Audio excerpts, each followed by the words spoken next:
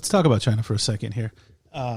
We watch the news, we read the news, but we're certainly not experts on the details of this. Do you have any, being looped into this community of researchers? Do you have any kind of idea if this is, man-made, if this is from wildlife? Does it matter? Does it matter? It matters a huge amount because a decade from now, the prospects for biological warfare are worrying. It's very possible that this ends up being, no big deal, and everybody, 10, 20 years from now says like, yeah, we were worried about that and it was ridiculous. We're not sure. So it matters. But no, this wasn't a man-made event. There's some speculation. You said that pretty authoritatively. Yeah. There are lots of things that we can do to trace how diseases evolve. And there are lots of things that we can do to engineer new things.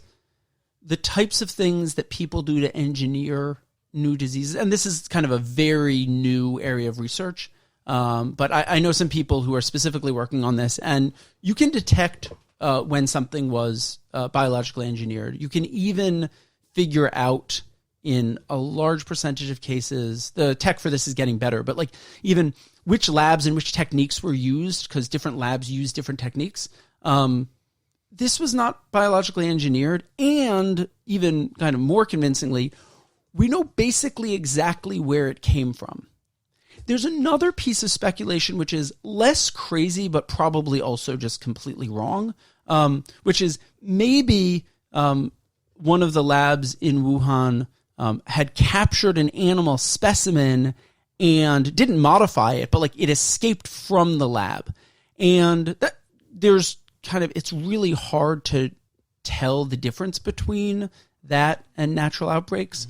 But it's also really weird to think, given the rate that we know people interact with wildlife all over the place and the rate at which new diseases emerge and the types of precautions that do get taken in biolabs, and they're, Wuhan is a BSL-4, biosecurity level 4 facility, which means it's crazy strict about some of these things. And like they have spacesuits that they wear into the thing with air coming from the outside, and somebody's constantly watching on video. And US researchers had been in Wuhan repeatedly in their BSL-4 lab and had like checked it out. Nobody was like, oh, they're super not following the rule. Like everybody said, yeah, they're basically doing the right things.